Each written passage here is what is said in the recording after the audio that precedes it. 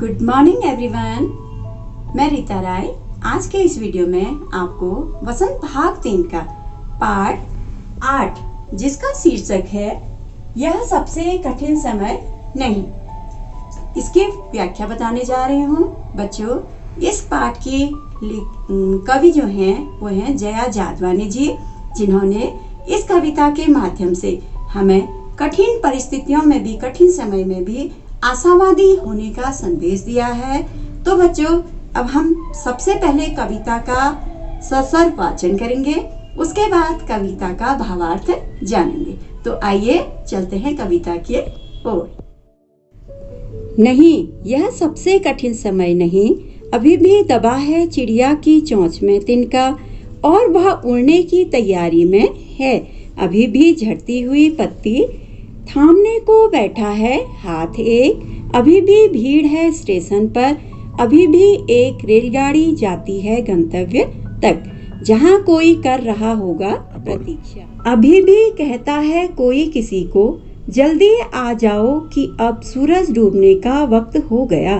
अभी कहा जाता है उस कथा का आखिरी, बूढ़ी नानी सुना रही सदियों से दुनिया के तमाम बच्चों को, अभी आती है एक बस अंतरिक्ष के पार की दुनिया से, लाएगी बचे हुए लोगों की खबर।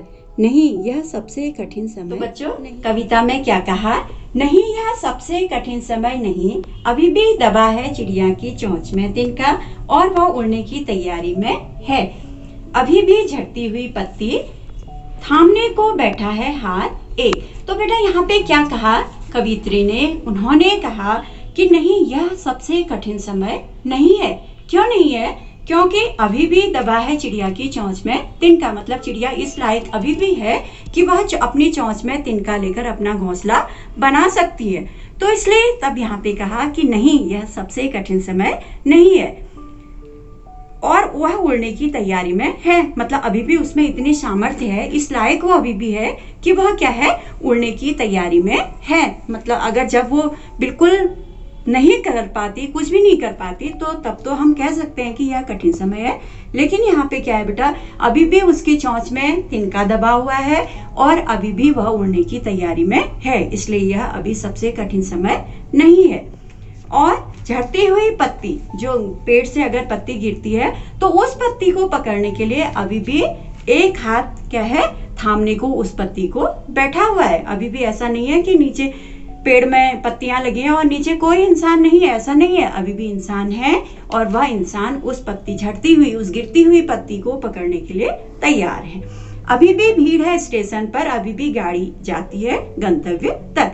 तो अभी भी जो है, जैसे पहले जाती थी वैसे ही अभी भी स्टेशन पर भीड़ भी है, और रेलगाड़ी जो है अभी भी अपने गंतव्य तक जाती है। जहाँ गंतव्य में उसके, जहाँ उसको पहुंचना है उस लक्ष्य तक अभी भी वह रेलगाड़ी जाती है।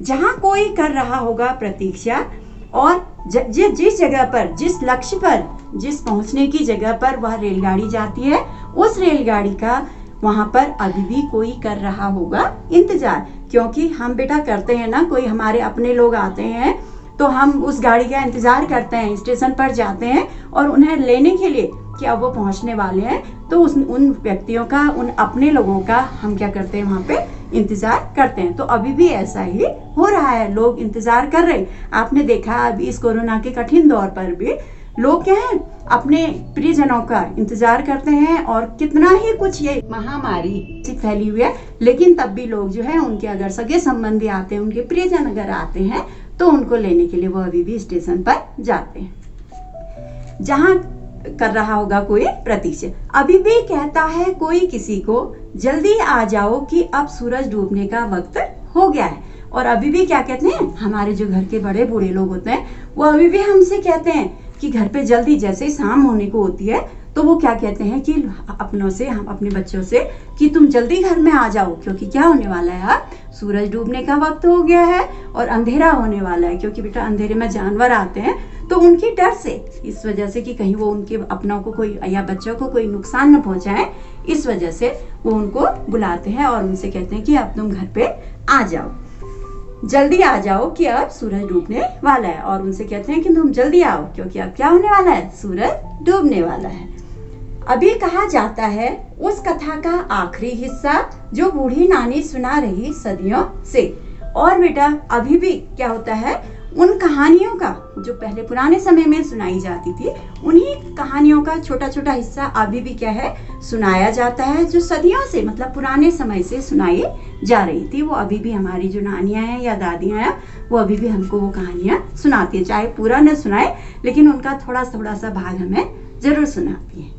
फिर कहा बेटा इसमें, अभी आती है एक बस अंतरिक्ष के पार की दुनिया से, लाएगी बचे हुए लोगों की खबर नहीं। यह सबसे कठिन समय नहीं है। और नानियां या दादियां क्या करती हैं, अभी भी उनमें कहानी सुनाती हैं, तो वो कहती हैं कि अभी अंतरिक्ष के पार से क्या आएगी, एक बस आएगी और वो क्या करेगी, हमारे बचे हुए लोगों की खबर लाएगी। या यहाँ पे कवियत्री ये कहना चाह रही है कि अभी भी जो है ऐसी बस आएगी, कहाँ से, कहीं बाहर से वो बस आएगी और वो क्या करेगी, हमारे लोगों की, हमारे जो या कोई बचे हुए जो उधर जो लोग हैं उन लोगों की खबर लाएगी। जैसे क्या होता है, कुछ लोग आ जाते हैं तो कुछ वहीं रहते हैं ना, तो उन लोगों की खबर भी जो है, वो लोग जो आने वाले लोग हैं वो उनकी खबर भी लाते हैं। तो तब यहाँ पे अब कवियत्री कह रही है कि इसलिए यह अब सबसे कठिन समय नहीं है, क्योंकि बेटा कठिन समय तब होता जब हमारे हाथ पांव या कोई काम नहीं कर रहे होते ना, हम कुछ नहीं कर पाते। लेकिन अभी इतना कठिन दौर भी नहीं आया है कि हम कुछ न कर सके, हम सब कुछ कर सकते हैं अभी भी। इसलिए हमें जो है हमेशा आशावादी होना चाहिए और इस महामारी तौर पे भी हमने आशावादी रहना है। ऐसा नहीं सोचना है कि पता नहीं अब ये महामारी हमें क्या करेगी, अब हमारा क्या होगा, ऐसा कुछ नहीं है। सब सही होगा, सब ठीक होगा और धीरे धीरे ये महामारी भी कम होते जा रही है और हमारी जिंदगी आगे को बढ़ते जा रही है। और हमें अपनी आशा को जीवन में छोड़ना भी नहीं चाहिए। और उस आशा के अगर हम आशा ही छोड़ देंगे तो जीवन में हम कभी भी आगे को नहीं बढ़ पाएंगे। इसलिए बेटा हमें इस कविता के माध्यम से ये सीखना है कि नहीं, कि ये अभी हमारा सबसे कठिन समय नहीं है। कठिन समय तो तब होगा कि जब हमारे हाथ पांव भी काम नहीं करेंगे, हम बिल्कुल ऐसे बन जाएंगे कि कुछ भी ना कर पाए। लेकिन अभी हम सब कुछ कर सकते हैं, तो इसलिए ये कठिन समय नहीं है और हमें हमेशा आशावादी बने रहना है। तो अब मिलते हैं बेटा हम अगले वीडियो में, तब तक के लिए बाय बाय।